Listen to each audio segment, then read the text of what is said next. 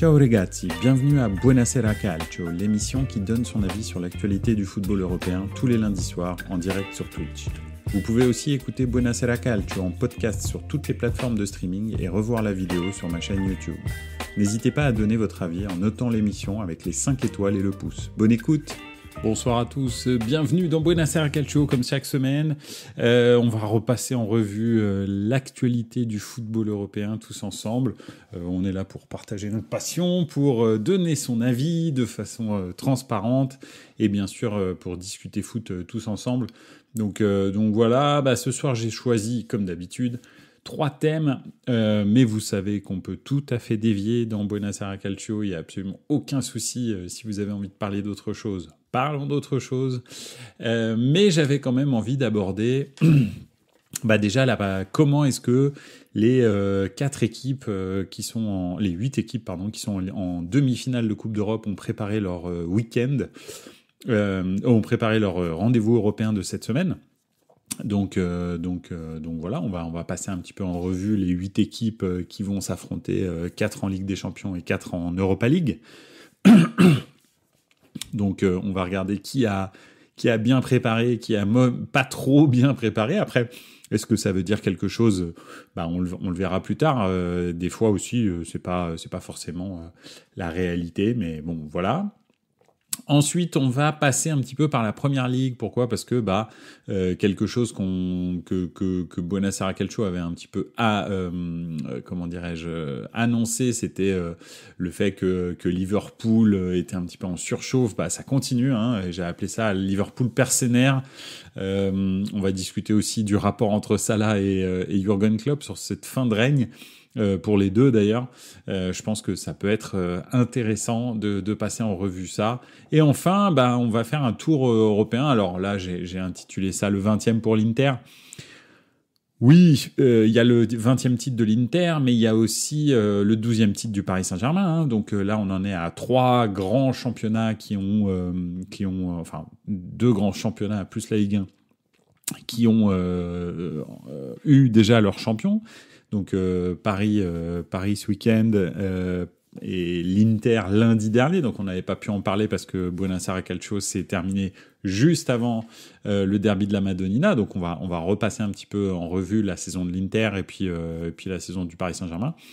Et puis bien sûr il y a le Bayern qui est déjà champion, qui était champion il y a 2 semaines déjà. Donc voilà. On va passer un petit peu en revue ces 2 championnats et ces 2 champions surtout, voir un petit peu ce qui s'est passé, comment est-ce qu'ils sont devenus champions et pourquoi c'est aussi tôt. Donc voilà. Écoutez, commençons. C'est parti. Donc déjà bonne et mauvaise préparation. Il y a beaucoup de monde qui ont fait tourner ce week-end dans les 8 équipes qui sont en demi-finale de Coupe d'Europe et avec des succès vraiment différents. Alors on va juste un petit commentaire. Bonsoir au JCRM, comment ça va ? Ça fait plaisir que tu sois là. Bonsoir à tous, déçus pour Klopp et bon courage au futur coach. Ouais, absolument.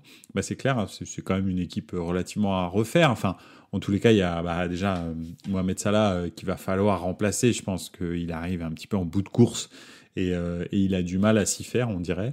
Donc voilà. Mais bon, on va passer sur Liverpool, ça va être le point 2, donc on va passer sur Liverpool. Déjà, on va passer un petit peu en revue les demi-finalistes de Champions League. Alors, qu'est-ce qui s'est passé ce week-end ? Si on prend déjà la première demi-finale, celle qui intéresse en tous les cas le monde francophone, c'est Paris Saint-Germain Dortmund. Donc Paris Saint-Germain-Dortmund. Paris a fait pas mal tourner ce week-end et rencontrait Le Havre avec la possibilité de gagner le championnat.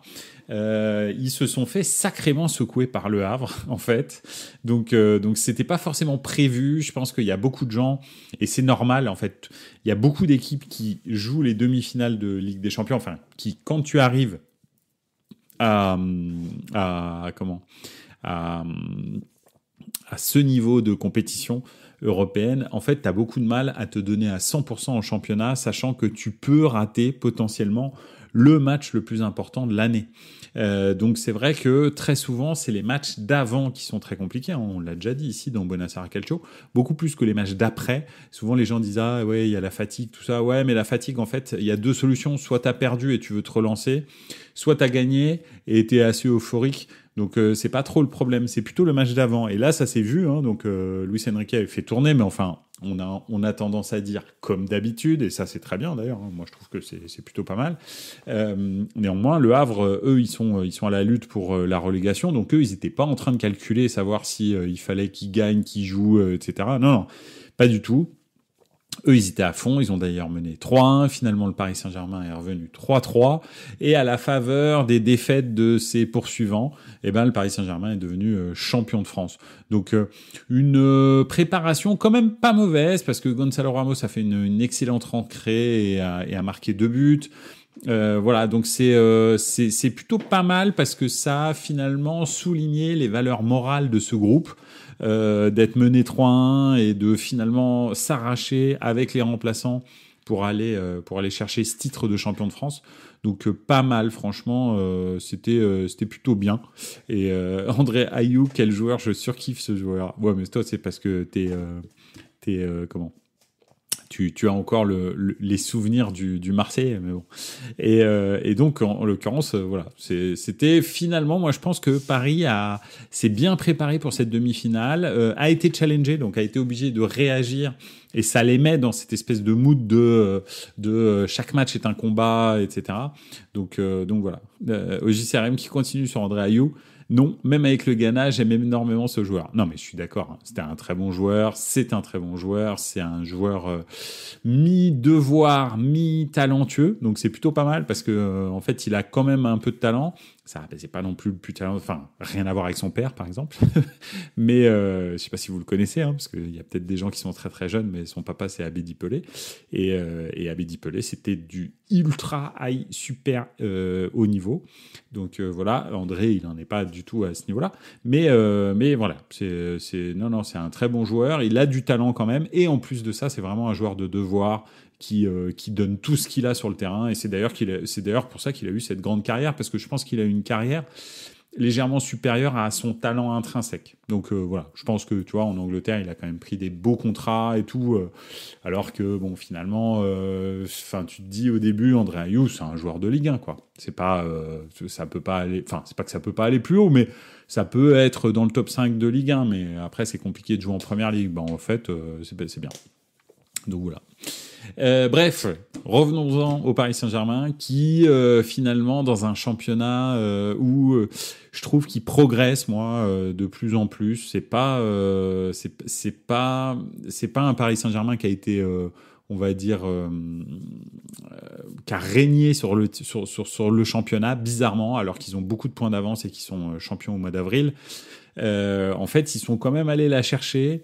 Et c'est quand même bien, et je trouve qu'au fur et à mesure l'équipe s'est bonifiée. Il y a de plus en plus de beaux jeux et tout, donc voilà, donc c'est pas mal, et surtout Luis Enrique a réussi à motiver l'ensemble du groupe, donc ça c'est très très bien. Je pense que c'est ce qu'il faut retenir du championnat du Paris Saint-Germain, c'est qu'il y a 24 joueurs qui ont participé à ce championnat, et ça faisait très très longtemps que c'était pas arrivé au Paris Saint-Germain, vu qu'on avait toujours la même équipe type, et que dès qu'il y avait un blessé, on remplaçait juste numériquement le blessé, et puis forcément ça donnait toujours des catastrophes, parce que dans les grands matchs, très souvent les top joueurs ils sont blessés, et puis finalement le mec qui rentre, il a jamais joué, il a pas une minute de jeu, il sait pas pourquoi il est là, et c'est le match le plus difficile de la saison, donc forcément il se fait rouler dessus. Donc voilà. Il a une belle carrière en PL quand même. Oui, oui, tout à fait, je suis d'accord avec toi. Même en Turquie, pas mal du tout, oui, c'est vrai. Luis Enrique, un des meilleurs choix de coach après Ancelotti pour moi. Oui, je pense que effectivement, finalement, en termes de caractère, alors Ancelotti a une façon d'affirmer son caractère complètement différente de Luis Enrique. Ça n'empêche que c'est lui le boss du vestiaire. Et Ancelotti, c'est le boss du vestiaire par bienveillance. Enrique, c'est le boss du vestiaire par choix. Donc voilà. Donc c'est différent. Mais c'est clair que Paris, depuis le début, a besoin d'un boss dans le vestiaire. Un boss qui dit, en gros, c'est mon vestiaire. t'as beau t'appeler l'émir du Qatar ou qui tu veux, le président de la République, je m'en fous, je fais jouer qui j'ai envie de faire jouer et sans me prendre la tête. Donc voilà, effectivement, je pense que tu as tout à fait raison que Luis Enrique, après Ancelotti, c'est le meilleur choix de coach qui ait eu au Paris Saint-Germain, même si techniquement et tactiquement, ils ont eu des très bons coachs, hein, entre Unai Emery, Thomas Tuchel, je pense que c'est tout. Unai Emery et Thomas Tuchel, je pense que c'est quand même des très bbons coachs aussi. Le problème, c'est qu'ils n'avaient pas le caractère pour s'imposer et décider de tout et dire j'en ai rien à foutre. Donc ils ont Unai Emery est trop effacé, il n'a pas le charisme de ces grands managers, même si c'est un super technicien.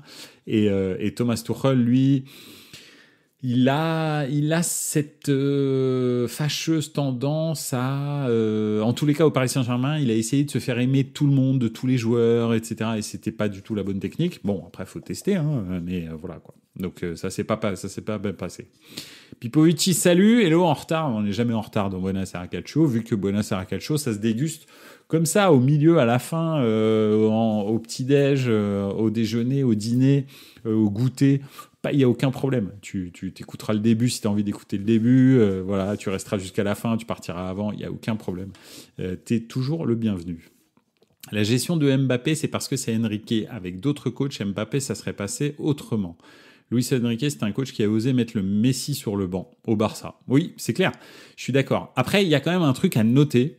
Je suis d'accord, il l'a fait au Barça et Laporta, c'était Laporta à l'époque, non, c'était pas Laporta, c'était l'autre, le précédent, et allait le voir et en gros lui a dit laisse tranquille Messi sinon tu sautes. Donc après il a arrêté de le changer. Donc bon, ça c'était quand même, il a essayé mais bon ça a pas fonctionné. Et je pense qu'il voulait aussi préserver Messi et puis faire en sorte que si Messi était blessé, même si ça lui arrivait très rarement, que le Barça puisse savoir jouer sans lui. Donc voilà. Mais le truc, en fait, c'est que Enrique, si depuis le début de saison, il avait fait tourner Mbappé, là, je me serais dit vraiment, le mec a des cojones de compète. Mais ça n'est arrivé qu'une fois que l'information comme quoi Mbappé partait du Paris Saint-Germain a fuité. À partir de ce moment-là, il a commencé à le sortir. Avant ça, il ne le sortait pas.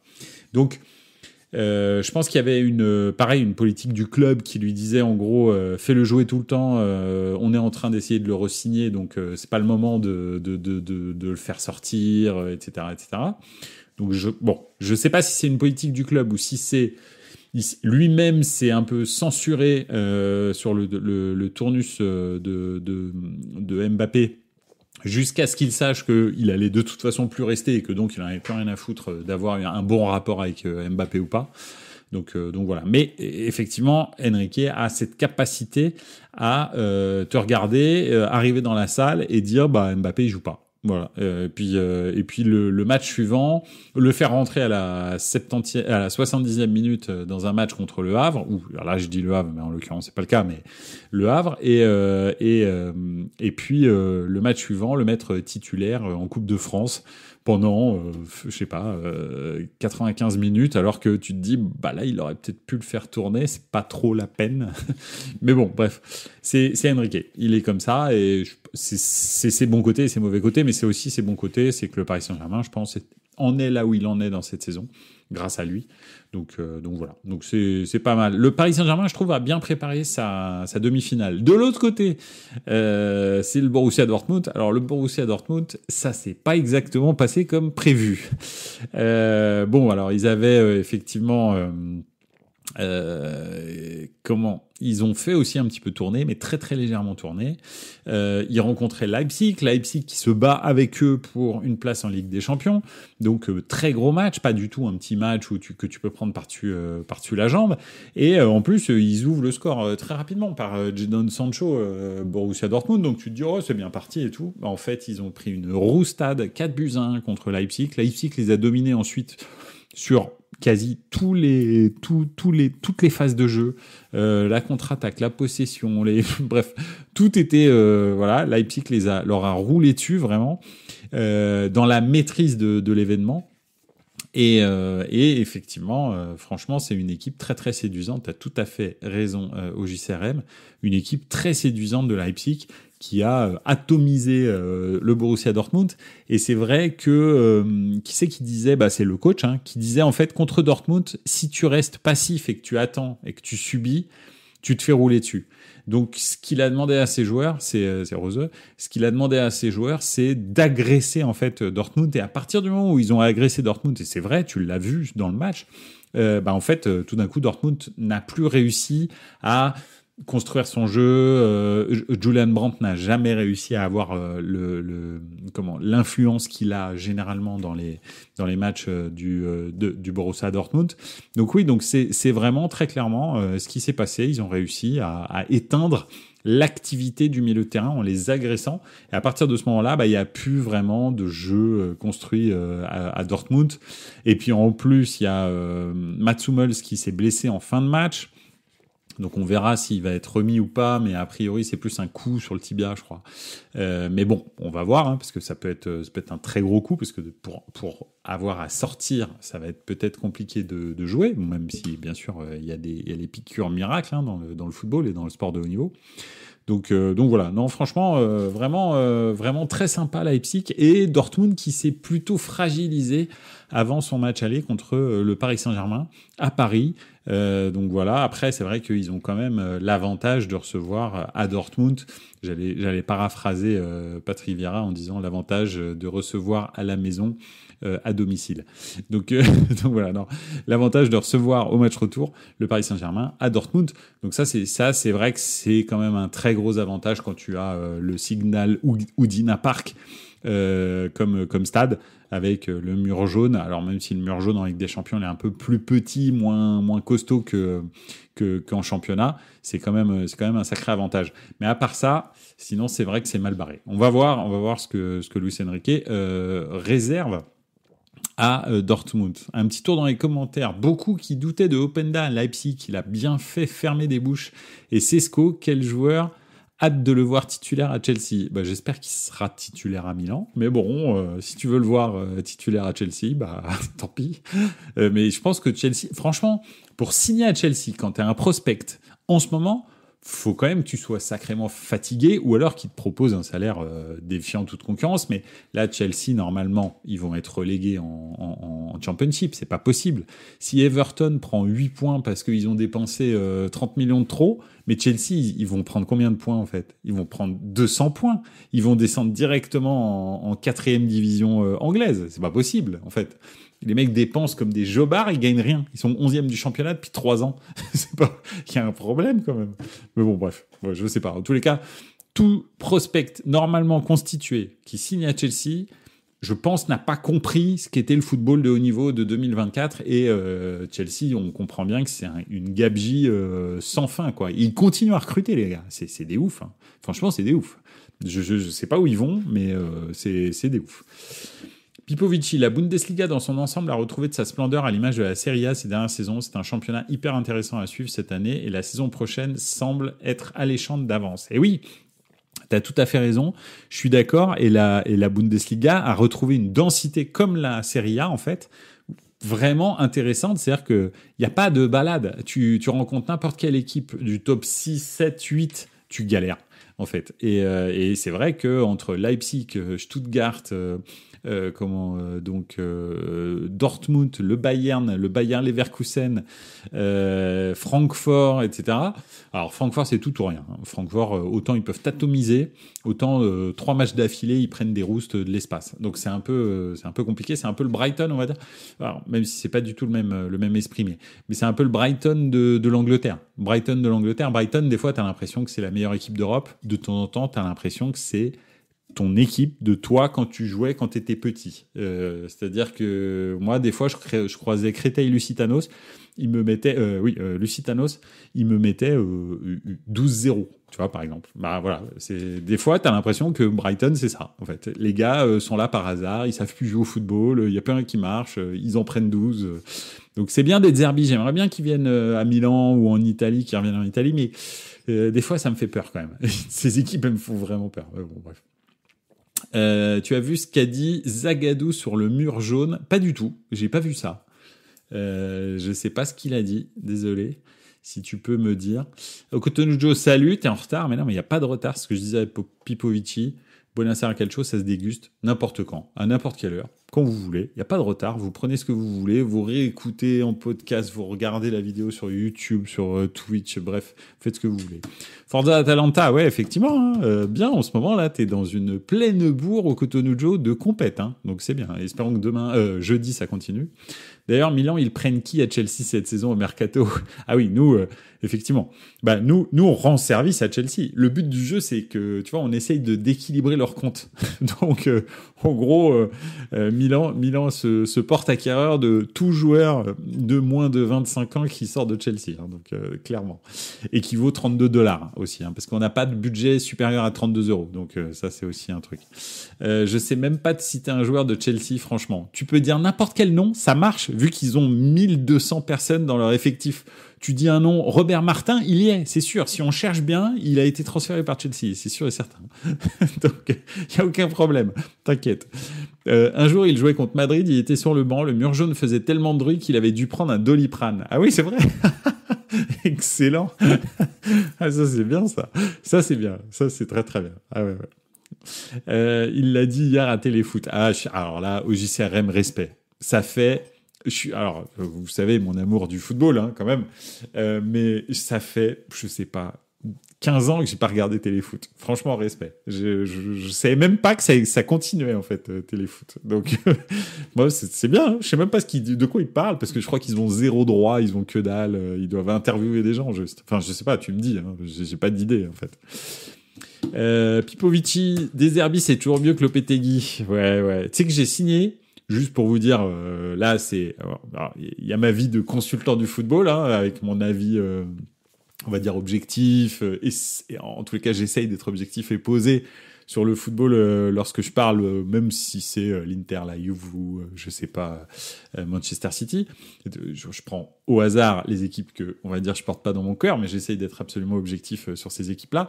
Mais là, en l'occurrence, j'ai signé la pétition Lopetegui. Hein. Oui, non, là, c'est bon, Lopetegui, ça va, c'est gentil, merci. D'ailleurs, je vous invite, hein, je l'ai posté sur Twitter. Si vous n'avez pas envie d'avoir Lopetegui à l'AC Milan, n'hésitez pas. Vous suivez le petit lien que j'ai mis sur mon compte Buonasera Calcio et vous pouvez signer la pétition. Ça coûte rien et ça fait toujours plaisir d'expliquer à l'AC Milan que Lopetegui, non, c'est pas possible. Donc tu te débrouilles, tu fais ce que tu veux, mais tu nous trouves un coach. Un coach bien, s'il te plaît. Voilà, tout simplement. Aussi CRM, il achète le 11 magazine au kiosque, je suis sûr. Diogo Tunuccio. Oui, ça existe toujours. C'est Margoton qui présente et il y a Bichente à Téléfoot ou Mavuba et c'est très bien. Bah écoute, je dis pas qu'un dimanche matin, je vais pas me mettre devant parce que ça fait, mais je te promets, 15 ans que j'ai pas regardé Téléfoot. Mais vraiment. Alors là, tranquille, easy. Hein. Ok, donc parce qu'à un moment c'était vraiment parti enfin je trouve que c'était la décrépitude, je trouve que ça renvoyait tellement une image vieillotte du football que en fait j'ai déconnecté quoi. Tu sais quand à un moment tu regardes en permanence Canal+, beIN Sport, même RMC Sport dans certaines mesures, des fois ils ont été un peu innovants.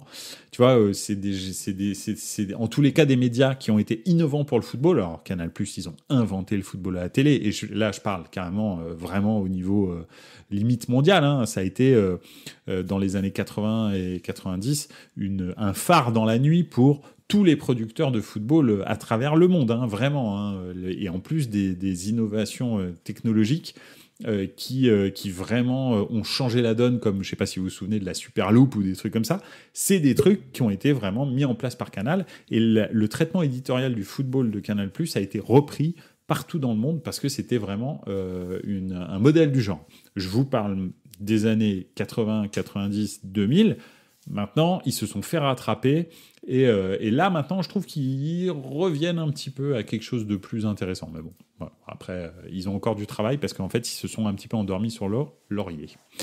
Je regardais que Khazar sur Canal, dit Okotojo. Bah moi j'écoute Khazar, maintenant il me fait toujours marrer. Il est vraiment il est vraiment incroyable ce mec. Donc voilà, moi il me fait vraiment marrer. RMC Sport pour la Ligue des Champions, c'est masterclass. Djourou il est excellent. Ouais c'est vrai, hein, non c'est vrai. Djourou pas mal. Hein. D'ailleurs je l'ai vu là.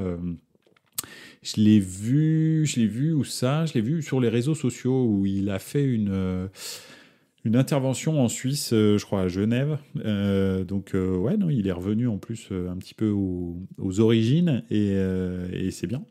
Non, Djourou, c'est un mec bien. Je l'ai croisé d'ailleurs il n'y a pas très longtemps à la gare de Genève. Donc voilà, bref. Les meilleurs commentateurs, ils sont à l'équipe. Ah non, ils sont ultra passionnés, oui, d'accord, mais ils sont nuls. Donc voilà. Ah non, franchement. Après, bon, je respecte Deva Padou, mais le petit monsieur là qui s'énerve tout le temps là, c'est pas possible. Tu peux pas écouter un truc avec lui. Elvin, voilà, excellent, c'est un YouTuber qui bosse pour 90 minutes. Ryu. Non, moi je peux pas. Là, j'avoue, je peux pas. En fait, il me fatigue. Au début, ça m'amuse, 2 minutes, et à un moment, il me fatigue. Mais je suis obligé de regarder quand même, parce que la Coupe d'Italie, c'est une super compète, et c'est toujours sur l'équipe. Donc je suis obligé de regarder. La Coupe d'Espagne aussi. Donc ouais, je regarde. RMC Sport, heureusement, ils ont le MMA que j'aime beaucoup parce que niveau foot, c'est léger. Ah bah là, oui, ils ont plus rien. Hein. Là, ils ont la Ligue Europa. Tu sais que j'ai pris 1 mois d'abonnement à RMC Sport juste pour regarder AC Milan-Rome. J'aurais pas dû. Bon, voilà, c'est tout. Mais bon, bref. Ils ont la Ligue Europa en direct, tous les matchs, contrairement aux autres, mais c'est absolument tout. Hein. Ils ont rien d'autre. Hein. Et après, effectivement, ils ont le MMA, donc ils ont l'UFC, mais DAZN a le PFL, bref. Donc, ouais, en MMA, tu peux trouver un peu quand même des trucs ailleurs. Et l'équipe TV, d'ailleurs, a MMA classique. Avec des vieux matchs de l'UFC, enfin quand je dis des vieux, c'est pas forcément il y a 20 ans, mais des matchs en tous les cas classiques, et c'est des très beaux combats, très, très souvent. Bref, on va pas parler MMA ce soir, mais néanmoins ça existe. Donc oui, Dortmund, mauvaise préparation. Ils ont pris une roustade, je pense que ça les a ébranlés, et ça a aussi montré un petit peu la voie au Paris Saint-Germain, comment bouger ce milieu de terrain et réduire l'influence de Julian Brandt, qui est vraiment la plaque tournante de cette équipe. Donc voilà, on va voir un petit peu comment le Paris Saint-Germain va s'organiser autour de ça. Marseille, alors non, on va terminer avec la Ligue des Champions quand même. Le Real a fait beaucoup tourner, a gagné 1-0 contre la Real Sociedad. Et effectivement, ils sont maîtrisés plus ou moins les choses. Alors bon, il y a eu des buts refusés, etc., etc. Alors à juste titre, hein, c'était pas scandaleux, mais bon, ils ont concédé des actions, mais en même temps, c'était l'équipe W. Hein. Ils ont mis, alors Ancelotti, c'est simple, il a dit, alors j'ai combien de titulaires? J'en ai 11. Ok, on les sort tous, quasi, hein, et on en met 11 nouveaux. Donc forcément, il manquait un petit peu de repères dans l'équipe. Donc même s'il avait laissé quelques titulaires, mais c'était en très généralement des remplaçants, avec un Modric qui débute le match, bref, il y avait Brahim Diaz aussi, etc. C'était assez, voilà, c'était assez fouillis. Mais bon, Joselu titulaire, tout ça. Donc, mais ils ont réussi à s'en sortir, et puis de toute façon, bon, ils sont champions quasi, donc même s'ils perdaient ce match-là, c'était pas dramatique. Il a fait reposer ses cadres, ils en ont bien besoin, parce que ça va être éreintant encore ce match contre le Bayern. D'ailleurs, ça va être franchement le feu d'artifice de la Ligue des Champions. C'est le classique des classiques de la Ligue des Champions. Real Madrid Bayern, n'est pas que pour les dernières confrontations des années 2010, hein. 2010 en tous les cas, mais depuis le début de l'histoire de la Ligue des Champions, les Real Bayern est le choc qui a eu le plus lieu en Ligue des Champions. Donc voilà, donc c'est vraiment un classique de la Ligue des Champions. Donc chapeau, j'ai vraiment hâte d'être devant ce match-là, parce que c'est deux énormes mastodontes qui s'affrontent, et le Bayern, quand il est là, il est rarement là par hasard. Et je vous rappelle que la dernière fois qu'il y a eu 2 équipes allemandes en demi-finale de Ligue des Champions, c'était Dortmund et le Bayern, et ça s'est terminé par une finale Bayern-Dortmund avec une victoire du Bayern en 2013. Donc voilà, je vous dis, c'est chaud. Faut pas les prendre au hasard. Faut pas les prendre à la légère.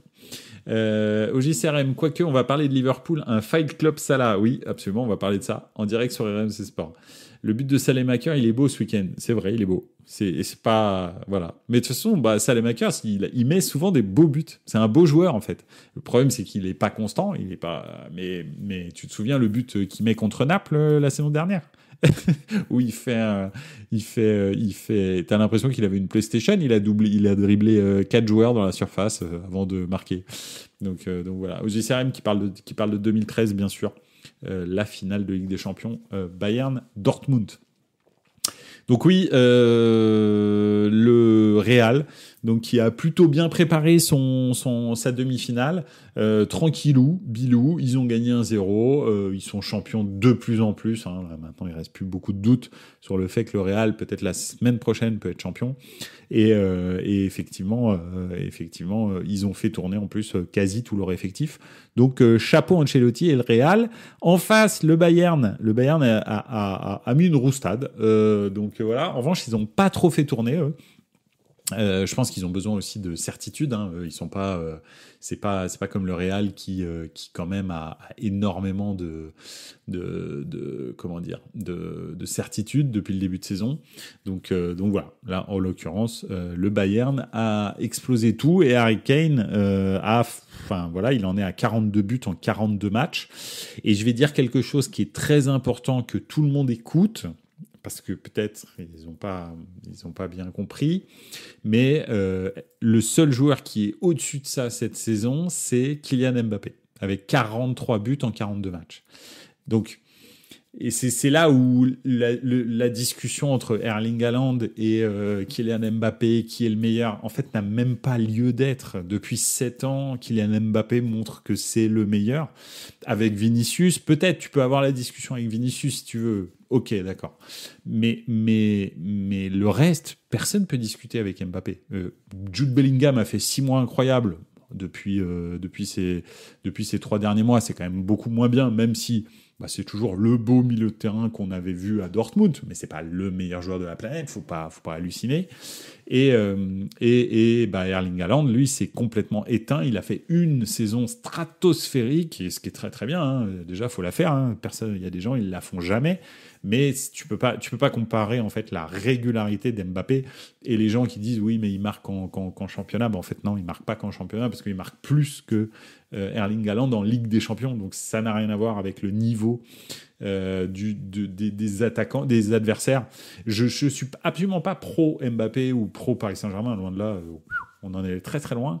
Mais il faut rendre à César ce qui est à César en fait. Tu peux pas tester Mbappé depuis ces 7 dernières années. Il n'y a pas au-dessus, en fait, en termes de joueurs décisifs, en fait. Et encore, à part, je te dis, Vinicius, c'est 3 dernières saisons, ou 3-4 dernières saisons, 3 dernières saisons, mais sinon, il y a personne qui est à son niveau, quoi. Donc, voilà. Mais bon, après, ce n'est que mon avis, mais... le goal de Scamacca en coupe contre la Fiorentina, il est incroyable. De toute façon, Scamacca, en ce moment, il est on fire. C'est hallucinant. Donc voilà, Pipovici Scamacca, il a fait une fin de saison digne d'un Ballon d'Or, c'est dingue. Peut-être pas Ballon d'Or, mais franchement, d'un bomber italien à l'ancienne. Et ça fait très plaisir. Est-ce qu'il pourra maintenir ça? Parce que c'est son gros problème, la régularité. Parce que Scamacca, depuis très longtemps, depuis ses débuts, même quand il est sorti du centre de formation de la Roma à coups de batte de baseball de son père, on savait qu'il était talentueux. Donc voilà. Mais le problème, c'est qu'il n'a jamais su le démontrer sur du long terme, sur toute une saison, etc. Il a des éclairs de génie. Maintenant, est-ce qu'il va réussir là à maintenir ce niveau-là? Ce serait top. Hein. Ce serait top. Pour moi, vu son âge, il est encore jeune. Il n'y a que Saka qui peut s'asseoir à côté de Mbappé. Ouais, non mais franchement, Saka c'est un bon joueur. Mais c'est vrai, c'est un bon joueur. Maintenant, je sais pas. Pour l'instant, je le mets pas encore. Je trouve pas qu'il a transformé. Tu vois, en fait, des fois, il y a des gros matchs quand même de Saka, des très gros matchs. Alors, je dis pas que Mbappé ne rate ne rate jamais un gros match. Ça, c'est pas. Bien sûr, il en rate de temps en temps. Mais très souvent dans les gros matchs, il est présent. Et Saka, très souvent dans les gros matchs, il n'est pas présent. Et ça m'embête un peu. C'est encore la limite que je lui trouve. Alors, je parle même pas d'Haaland, hein, parce que bon, je pense que quand même, là, on est tous d'accord pour se dire que dès qu'il y a un gros match, il est pas là. Donc voilà. Après, ça arrive à des gens très bien. Hein. Ibrahimovic avait ce problème-là. Bon, c'est pas pour ça que c'est pas un des meilleurs attaquants de ces 20 dernières années, Ibrahimovic. Mais il est pas là. Il a jamais eu de ballon d'or aussi pour ça. Parce que dans les très gros matchs, quand tu dois faire basculer ton équipe, en fait, t'es pas là. Mbappé, il a prouvé à plusieurs reprises déjà, que ce soit en Coupe du Monde 2018, que ce soit même en Coupe du Monde 2022, que ce soit avec le Paris Saint-Germain contre des très très grosses équipes, que lui, il arrivait à faire basculer les matchs. Donc voilà, c'est un peu... voilà. Et sur du très long terme. Sur 7 ans, c'est énorme. Au JCRM, j'espère que l'Italie a son 9 pour l'Euro. Ouais, moi aussi, j'aimerais bien. On le veut au même niveau. T'as Lautaro qui est bien plus fort qu'un Saka, déjà, pour moi. Oui, alors pas du tout le même joueur, mais c'est clair que pour moi, Lautaro, c'est limite cette saison. Si on parle purement neuf, probablement le meilleur neuf de la saison. Et là, je parle vraiment purement neuf. Comme Erling Haaland était purement neuf la saison dernière, et c'était la saison dernière le meilleur neuf du monde, ça, il n'y a aucun souci. Je pense que cette année, Lautaro est le meilleur neuf d'Europe à l'heure actuelle, mais 9-9. Saka, c'est quand même beaucoup plus un ailier, déjà un peu plus playmaker normalement, etc. Lautaro, bon, à part de la remise, des contre-appels, des choses comme ça, il crée pas grand-chose, ou des fois il décroche un peu vite fait, mais appui remise, tout ça, et il essaye d'aspirer les défenseurs centraux, mais c'est pas foufou, c'est un peu... voilà. Mais au moins, il sait le faire, lui. Contrairement à Erling Haaland, jouer dos au but, aspirer son défenseur, essayer de jouer en remise, conserver la balle pour laisser le temps au bloc de remonter, il le fait. Chose que Erling Haaland, avec son physique, pourrait tout à fait faire, mais il le fait pas. Alors on sait toujours pas, c'est l'œuf ou la poule, est-ce que c'est Pep Guardiola qui lui demande ou c'est Erling Haaland qui le fait pas, parce qu'il le faisait pas à Dortmund, il le faisait pas non plus à Salzbourg, donc quelque part, tu te dis, c'est peut-être pas Pep Guardiola le problème. Mais bon, bref, voilà. Saka n'a que 22 ans. Mbappé doit être bientôt à 25 déjà et Lautaro 27-28. Pour moi, Saka, c'est le futur, vous verrez. Ah, mais je suis sûr que ça va devenir un très bon joueur, Saka. Maintenant, c'est quoi ? Qu'est-ce que ça va donner ? Est-ce que Saka va être l'exception qui confirme la règle en Angleterre ? Ou alors est-ce que ça va encore donner un Marcus Rashford, Jadon Sancho, etc., etc. Moi, j'ai l'impression que la superstar de demain, c'est Phil Foden. Voilà. Si on parle vraiment anglais. Et une des superstars à l'heure actuelle, moi, cette saison, s'il y a quelqu'un qui peut rivaliser avec Kylian Mbappé, cette saison, c'est Phil Foden. Donc voilà. Même si Mbappé, alors bon, cette saison, c'est un peu bizarre de la prendre en truc, parce que moi, je trouve qu'il fait pas une super saison, Mbappé, mais il en est à 43 buts en 42 matchs. Donc, quelque part, tu te dis, oui, ok, le mec est sur une planète inconnue. Enfin, connue des deux psychopathes qui ont régné sur l'Europe pendant 15 ans. Mais à part ça, c'est une planète inconnue, marquer 43 buts en 42 matchs. Surtout pas pour un numéro 9. Encore, Harry Kane est un numéro 9. Mais c'est vrai que, tu vois, je pense quand même que Phil Foden, c'est le seul là qui, à l'heure actuelle, moi, cette année, si on me dit à qui tu donnes le ballon d'or, oui, ok, Phil Foden va pas gagner la Ligue des Champions. D'accord. Mais il va peut-être gagner l'Euro. Il y a quand même de bonnes chances avec l'équipe qu'il a. Il va probablement gagner le championnat et il va gagner la Cup. Donc voilà, donc enfin, bon, on sait jamais, il y a toujours des surprises, mais bon, c'est quand même Manchester United en face. Donc c'est vrai que tu te dis, Phil Foden, moi je le vois plus Ballon d'Or que comment il s'appelle, que le joueur du Real, que Bellingham. Perso, je trouve qu'il est meilleur, intrinsèquement, il est meilleur que Bellingham. Donc voilà, je sais pas. Pipovici qui dit je préfère Foden encore que Saka. Ah oui, moi aussi, Pipovici, je suis d'accord avec toi. De ouf. On est souvent d'accord sur les joueurs. Oui, mais en Ligue 1, on verra au Real s'il marque autant de buts. Au JCRM. Franchement, j'ai une très haute estime de toi sur tes connaissances footballistiques. T'as regardé la Liga récemment ? Le niveau. Là, hier, t'as regardé le derby de Séville, Betis FC Séville. C'est... Bon, en fait, on peut le dire, c'est nul. Donc, c'est simple. Je préfère regarder un Brest-Le Havre qu'un Betis-Séville, FC Séville. Donc, je pense, oui, sincèrement, que Mbappé va marquer beaucoup de buts.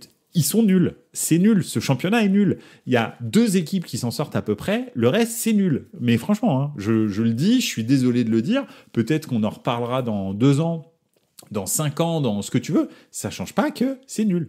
Donc oui, je pense que s'il va en Espagne, Mbappé, il va cartonner. Il va éclater tout. Ils sont nuls. Franchement, ils sont super nuls. Leur équipe, elle va à 2 à l'heure. Les joueurs, ils sont à 2 à l'heure. C'est incroyable. Alors techniquement, oui, ils savent faire un contrôle et ils savent faire une passe. Mais alors, il y a aucun dynamisme. Il y a que dalle. Quand l'autre, il va débarquer, qui va mettre des accélérations dans tous les sens, comme Vinicius fait, hein, bah en fait, les autres, ils sont perturbés, ils sont pas habitués. Hein.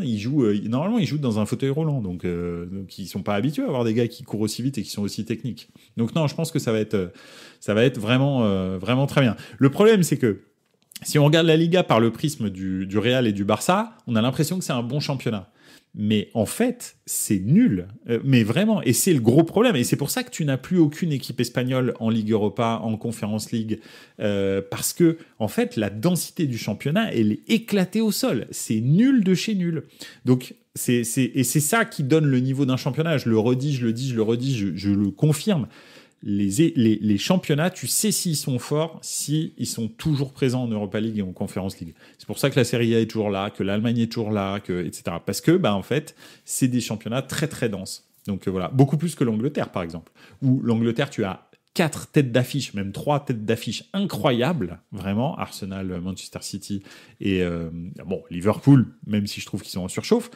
Et les autres, derrière, c'est pas du tout au même niveau, en fait. Alors que, tu vois, tu as l'impression que tu t'emballes pour une équipe comme Aston Villa. En fait, en Europe, Aston Villa, c'est pas, tu vois, c'est pas foufou, quoi, en fait. Donc voilà. Donc je suis circonspect quant au niveau du championnat d'Espagne. Donc voilà. Il évolue en Ligue 1 Chips. La Liga, c'est limite plus facile que la Ligue 1 pour planter. C'est possible, hein. Il y a des clubs, Cadix, des trucs comme ça, mais tu te dis Grenade et tout. Waouh, mais c'est chaud, comment c'est pas possible, en fait. La Ligue 2 commence à la 8e place, en fait, en Liga. Vraiment, c'est nul. C'est incroyable. Regarde Messi, il a rien fait. Ah oui, en Ligue 1. Au Soulier d'Or, Mbappé est 3e pour le moment. C'est quoi le classement? Parce que bon, après, oui, il y a Soulier d'Or, mais tu sais qu'après, en plus, le Soulier d'Or, il est pondéré en fonction des championnats. Hein. C'est-à-dire que ton but, si par exemple tu marques 30 buts en championnat croate, ça vaudra pas 30 buts en championnat,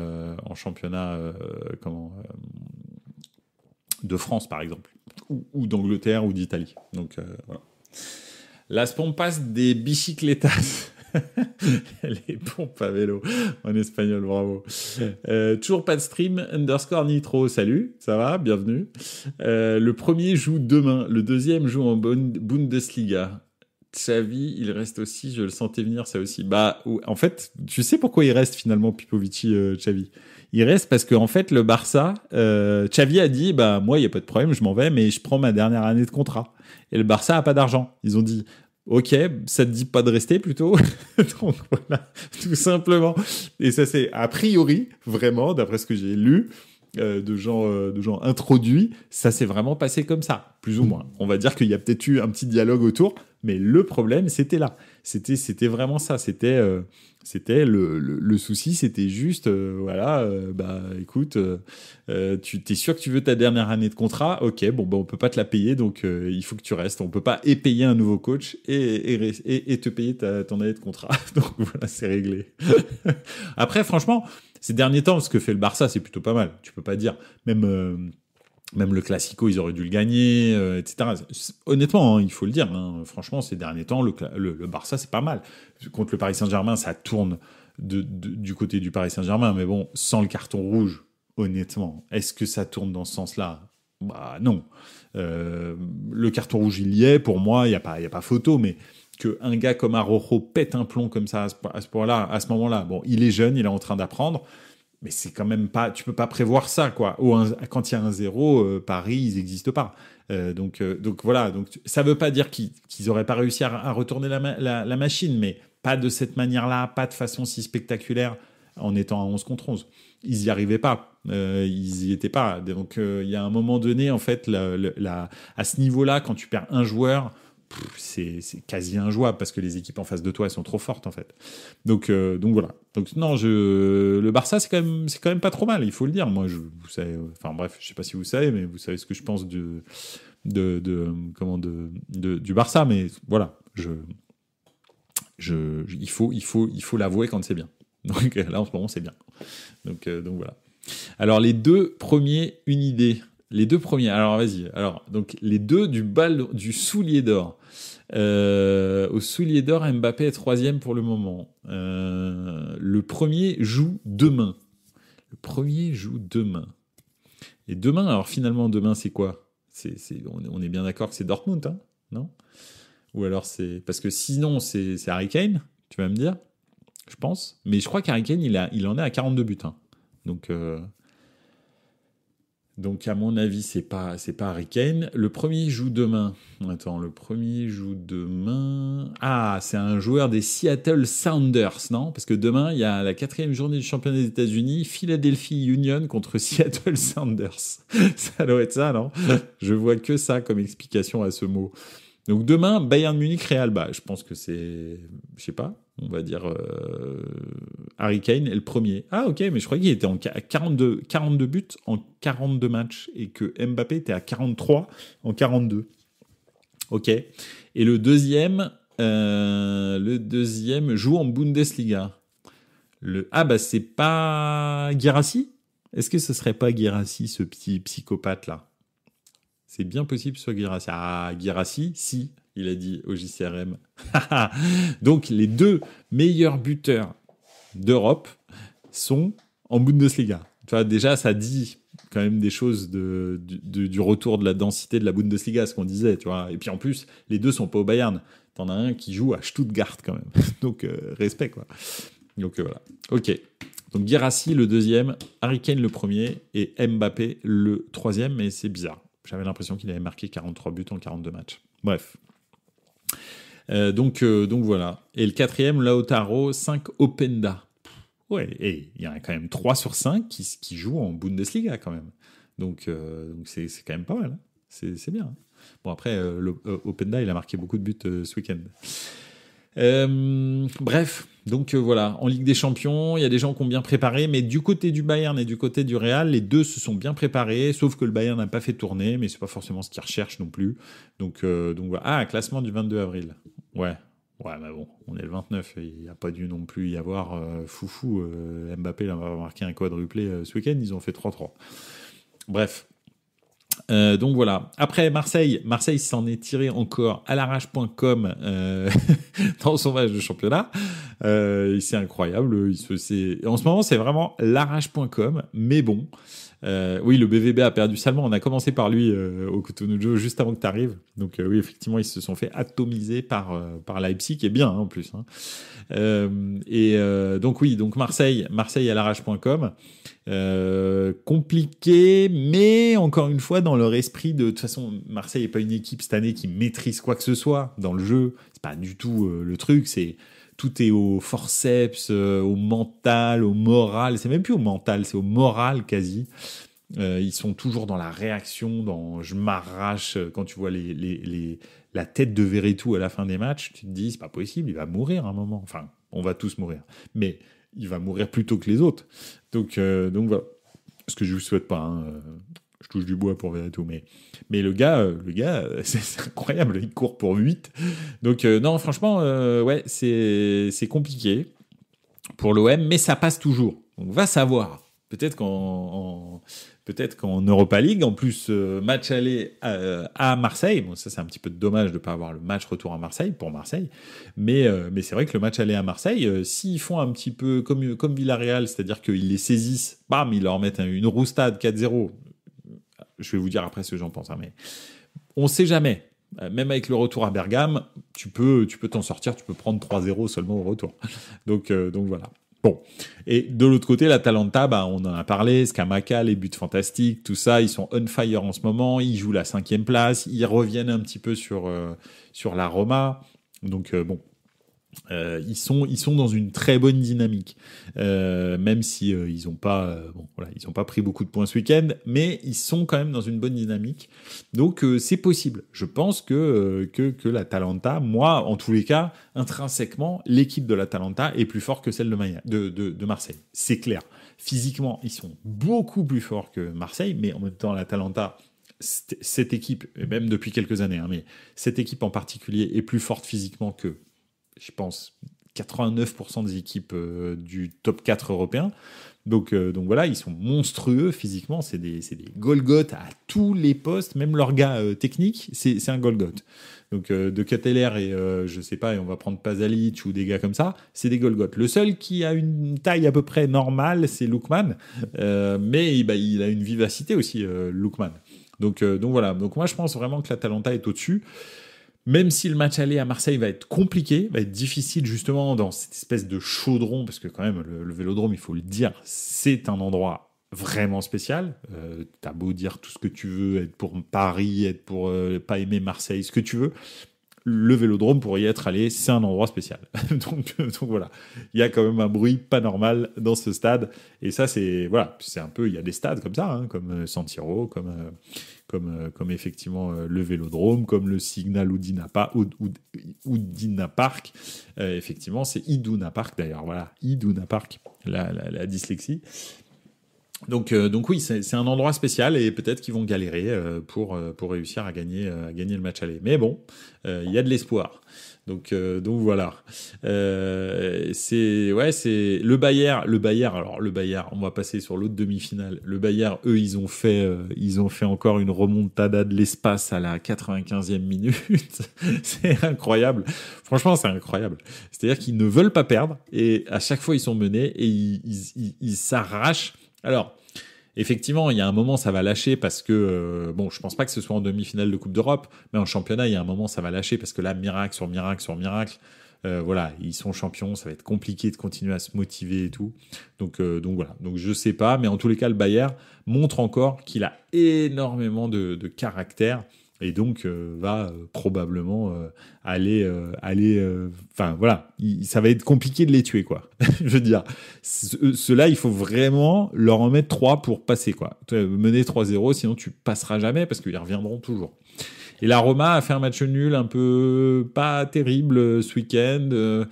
Et je pense que eux, ils ont eu le syndrome du je veux pas rater la demi-finale d'Europa League. Pourtant, ils se battaient ils se battent pour la Ligue des Champions. Donc voilà, donc c'était important contre Naples. Naples qui a plus grand chose à jouer. Mais bon, ils veulent... oui, pardon, la première de Cannavaro, je suis désolé, c'était contre l'Udinese. Je sais pas pourquoi je parle de Naples. Mais Naples aussi a fait un match nul piteux, donc voilà, excusez-moi. Donc oui, et contre l'Udinese, la première de Cannavaro, effectivement, ça a peut-être eu un truc. Mais l'Udinese, de toute façon, cette saison, a toujours été relou à jouer. Hein. Ils sont pas très bons, ils marquent pas beaucoup de buts, mais ils sont super relous à jouer. Donc voilà. Donc, bref... la Roma, je trouve, a pas forcément fait une super préparation comparé au Bayern qui, lui, a encore montré sa capacité de réaction et ça commence à les convaincre qu'ils sont invincibles, en fait. Donc ça, faudra faire attention pour la Roma. Mais la Roma a beaucoup plus d'expérience que le Bayern ces derniers temps. Hein. Ils ont gagné la Conference League, ils ont fait finale d'Europa League l'année dernière. Là, ils sont en demi-finale d'Europa League encore, donc ça commence à devenir leur maison, ces deux coupes-là. Donc ça peut jouer aussi, ça peut jouer. Je sais pas, j'ai pas vraiment de pronostic. Bayern-Roma, c'est vraiment pour moi très indécis. Donc voilà, mais bon. Si les arrêts de jeu n'existaient pas, les Leverkusen n'auraient pas été champions après le Fergie Time, le Alonso Time. Ouais, c'est vrai, t'as raison. Ils ont marqué un nombre de buts de ouf. De toute façon, ils ont plus du tout de maîtrise en championnat d'Allemagne. Sur les 6 premiers mois, ils étaient ultra dominants. Ils mettaient des roustes à tout le monde. Depuis la fin de la trêve, la reprise après la trêve, c'est beaucoup plus à arrache. Ils sont pas aussi sereins qu'avant. Hein. Tout est un petit peu à l'arrache. Donc voilà. Donc oui, effectivement, c'est compliqué, mais ils veulent pas lâcher l'affaire. Donc voilà. Et effectivement, ils ont marqué un nombre de points dans les arrêts de jeu, c'est phénoménal, c'est stratosphérique. C'est même plus que le Fergie Time parce que là c'est tellement récurrent chaque journée en fait, c'est hallucinant. Naples joue à domicile quand même. Oh non, mais Naples, ils sont en roue libre, c'est la fête, il n'y a plus rien.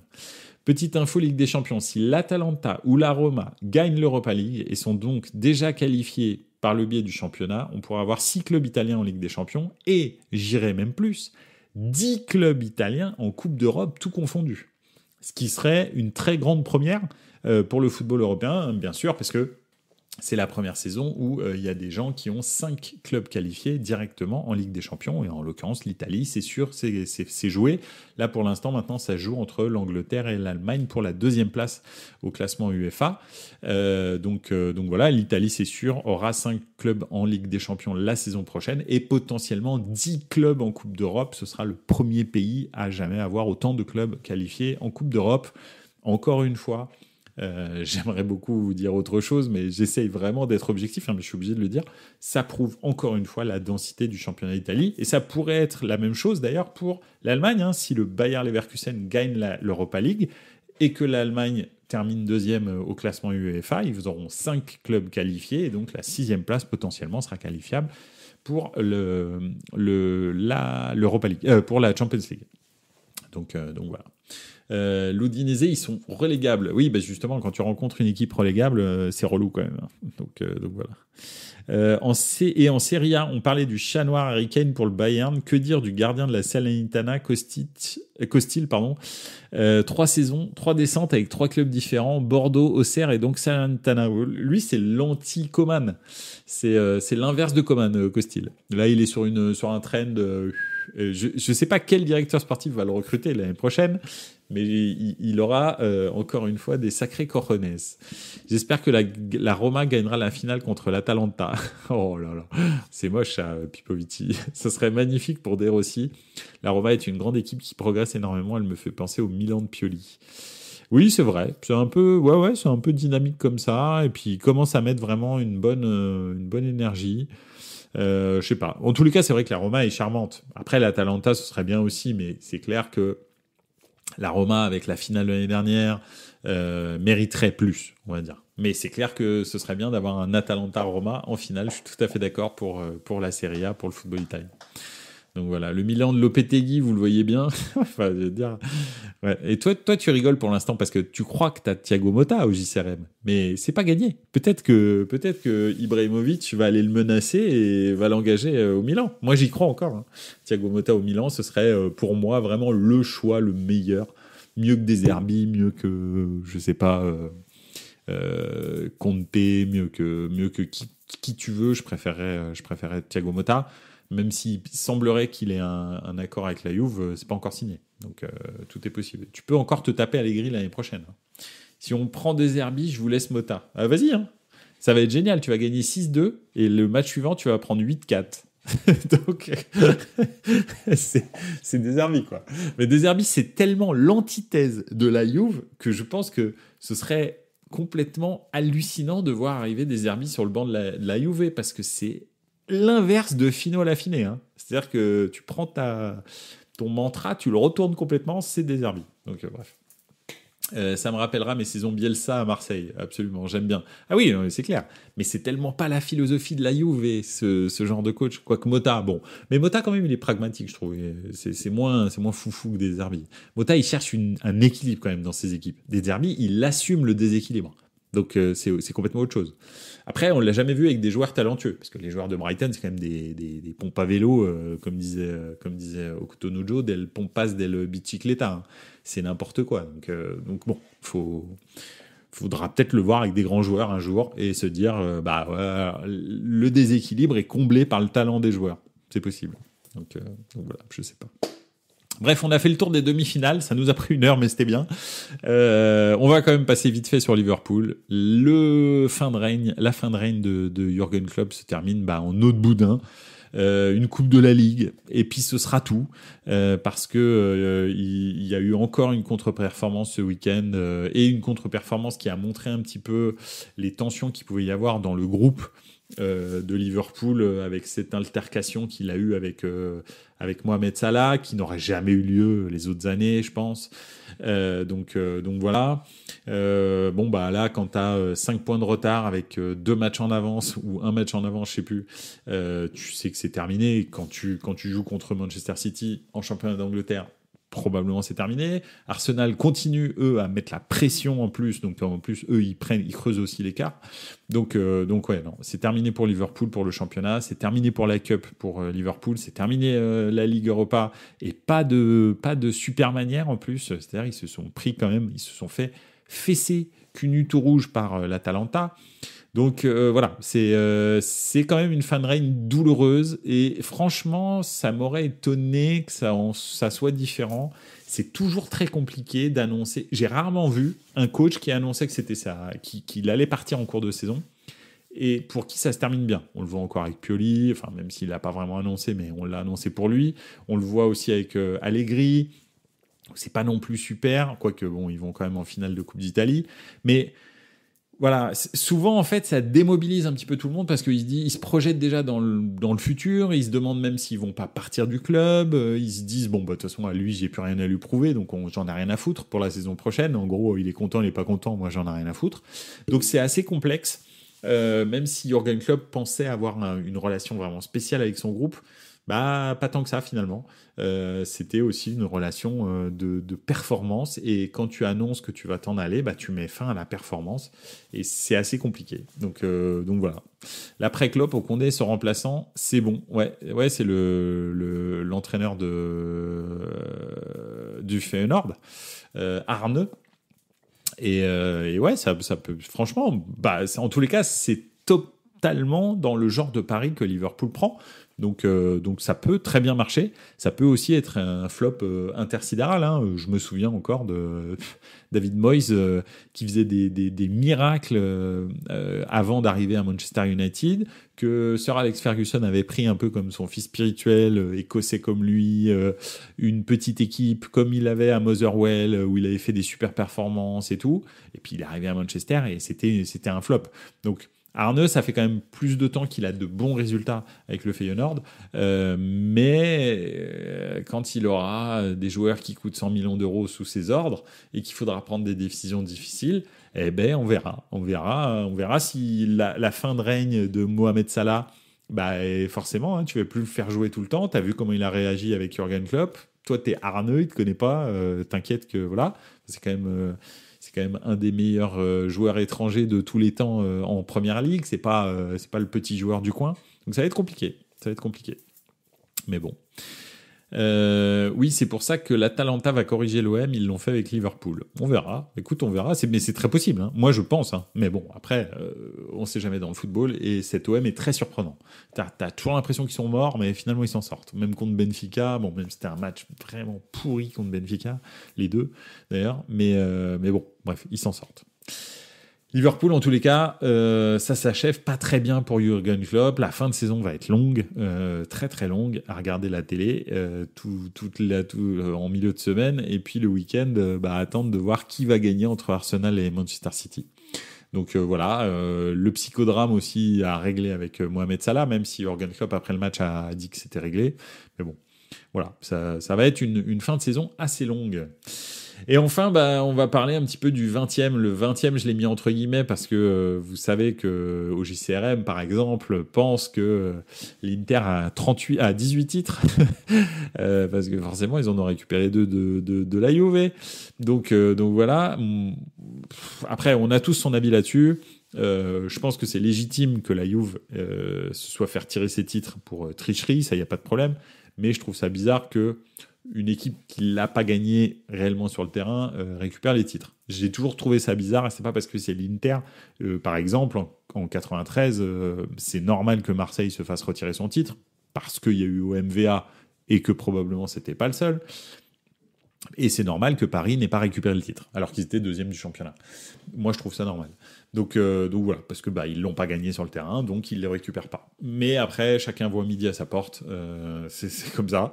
Donc le 20e titre de l'Inter a été fêté sur le terrain du Milan. C'était une des pires soirées de mon histoire de supporter milaniste, même probablement la pire, avec, on va dire, la finale de 2005 de Champions League contre Liverpool. Donc, ouais, c'est jamais arrivé en 125 ans.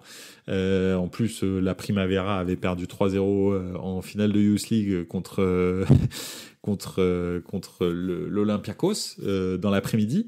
Donc, c'était une des pires soirées, je pense, même journée de l'histoire du Milan. Et ça n'empêche que il faut bien dire que l'Inter a outrageusement mérité son titre. C'est la meilleure équipe d'Italie.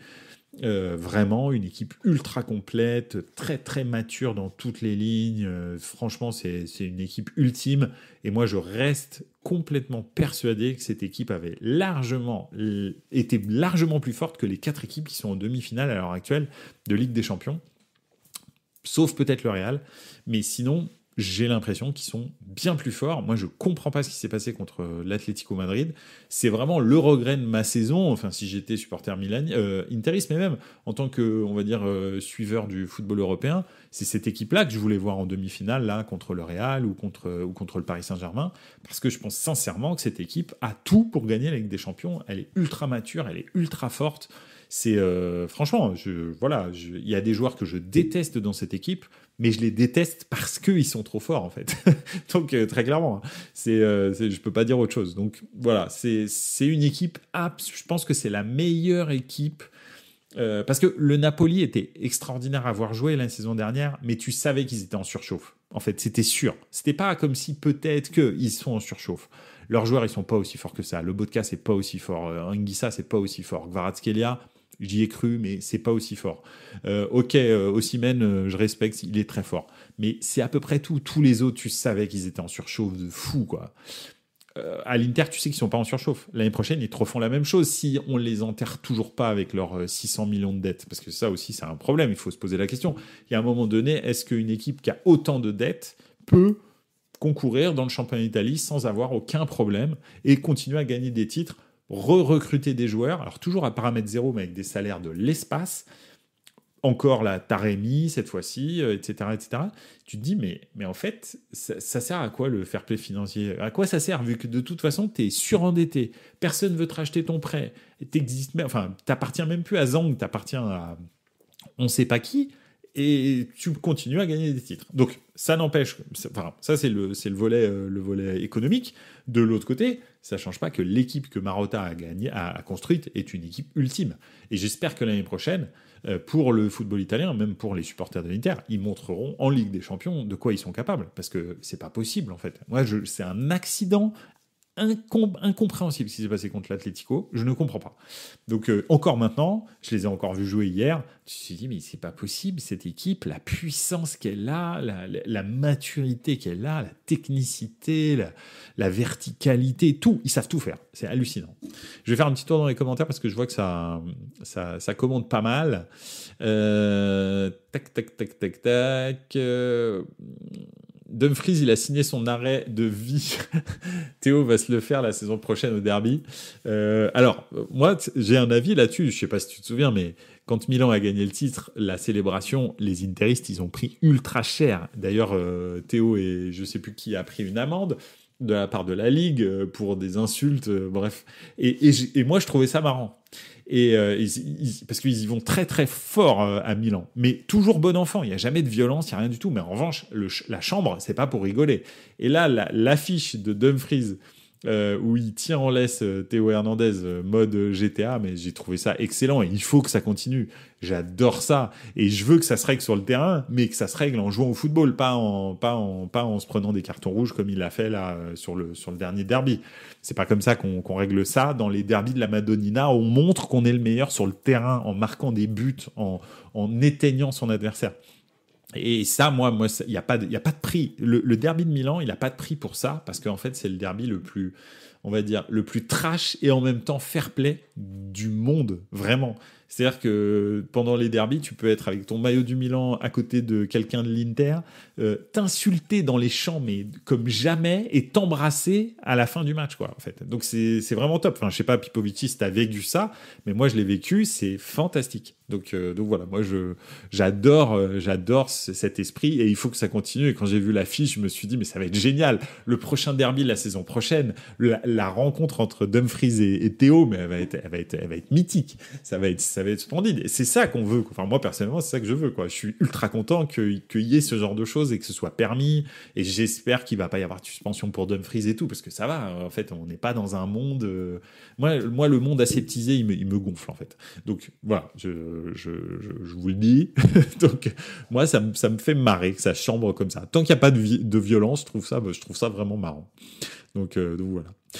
Quadrado qui après 8 ans à la Juve et qui chante si vous ne sautez pas vous êtes Bianconeri, bah ouais, non mais ça c'est clair. Quadrado de toute façon il a vendu son âme, hein. Alors, lui bon, moins que Çalhanoğlu, mais enfin on est dans les mêmes eaux à peu près. Pipovici, il va déjà se le faire à l'Euro France-Pays-Bas. Effectivement, déjà, ça va être la fête. Aile droite, aile gauche, ça va être la fête. Au JCRM, bien vu, j'y avais pas pensé. Les gros clubs peuvent toujours se le permettre car ils vendront toujours des maillots, billets, etc. Ah non, mais oui, mais enfin là, l'Inter, ils peuvent pas. Hein. Ils gagnent pas assez d'argent pour le trou qu'ils ont, hein, mon cher Okotonujo. J'aime beaucoup ce chambrage, on sait qu'on va se régaler. Barella, il s'est fait dessus devant Théo, par contre. Ouais, bah oui, Barella, quand même, c'est quand même pas le plus gros modèle. Hein. C'est plutôt un petit modèle de poche. Bah, en tous les cas, bon, l'Inter a mérité son titre. Ils ont dominé de la tête et des épaules cette Serie A. Ils sont champions au mois d'avril. Ils ont tout à fait raison. Voilà. Ils ont tout à fait raison. C'est logique. Donc voilà. Bravo à l'Inter. Bravo pour la 2e étoile. Vous êtes le premier club à l'avoir. Excepté la Juve, hein, bien sûr, de Milan en tous les cas. J'espère que la saison prochaine, Milan rajoutera une 2e étoile aussi. Et voilà. Ce que je pourrais dire avant de partir, c'est juste que nous, on a récupéré des titres de personnes. Si on a une 2e étoile, on l'aura mérité. Donc, voilà. Je suis obligé de dire un truc, hein, je peux pas rester comme ça. Donc voilà. Et puis le 12e du Paris Saint-Germain aussi, hein, quand même. 12e titre du Paris Saint-Germain, c'est énorme. C'est bien sûr le club français le plus titré en championnat. Et ça commence à devenir vraiment impressionnant. Donc voilà, on peut effectivement féliciter le Paris Saint-Germain pour ce titre. Comme on l'a dit au début du podcast, voilà, un titre qui a été gagné à 24. Donc chapeau, bravo, félicitations au Paris Saint-Germain, félicitations à l'Inter, félicitations au Bayern. Et puis bientôt, probablement la semaine prochaine, on va avoir l'Espagne. L'Angleterre, je pense que ça va durer un petit peu plus, à mon avis. Donc, tant mieux d'ailleurs, c'est cool. Juve Milan, une purge, ouais, absolument. C'était le chant du cygne, hein, entre Allegri et Pioli, deux coachs. Enfin, en tous les cas, moi, j'ai adoré Pioli. Je peux pas dire le contraire, même si j'étais contre lui. Ça m'a fait marrer, d'ailleurs, quand j'ai signé la pétition Lopetegui hier. Je me suis dit, t'étais exactement dans la même situation en 2019 quand Pioli est arrivé. Et maintenant, 4 ans après, je dis que Pioli a un super bilan avec le Milan, même si sa fin de règne est un petit peu chaotique. Donc, voilà. J'aimerais beaucoup, dans 4 ans, dire que Lopetegui était un super choix et que je me suis encore trompé. Voilà. En même temps, si j'étais directeur sportif, ça se saurait. donc je suis pas directeur sportif, je suis chroniqueur dans Buenos Aires Calcio. donc voilà. Mais en tous les cas, Lopetegui, j'ai vraiment l'impression que ça va pas le faire. Donc bon, bref, on verra. On verra bien. Voilà, écoutez, c'est tout pour ce soir. Merci beaucoup d'avoir été là. C'était vraiment très, très, très agréable de parler avec vous de football. C'est toujours un plaisir. Franchement, je le répète, moi, je fais ça pour la passion du foot. Je fais ça pour partager ma passion avec des gens qui sont passionnés de football. J'espère que ce que je raconte, ça vous intéresse. Des fois, ça vous révolte, mais au moins, ça vous fait réagir. C'est tout ce que je cherche. Et je continuerai tant qu'il y a des gens qui ont envie de partager ma passion avec moi. C'est ça que je veux faire tous les lundis soirs. Et je suis très, très content de le faire. Et je suis très fier que vous me fassiez confiance et que vous veniez discuter de football avec moi parce que ça veut dire que voilà, vous aimez ce que je fais, vous aimez en discuter avec moi. Ça veut dire aussi que vous pensez peut-être que je suis ouvert dans mes avis du foot. Donc c'est cool. En tous les cas, sachez que moi, c'est vraiment un plaisir tous les lundis de vous retrouver tous. soit dans les podcasts, soit en streaming vidéo, soit en live directement sur Twitch et YouTube tous les lundis à 20h. Et en tous les cas, voilà, on se retrouve lundi prochain pour débriefer les demi-finales allées de Coupe d'Europe, donc ça va être fantastique, et peut-être la suite et la fin du championnat d'Espagne, la bataille d'Angleterre qui va continuer, donc plein de bonnes choses à venir lundi prochain. Je vous souhaite une excellente soirée, et puis vraiment, n'oubliez pas, ciao les gars, ciao.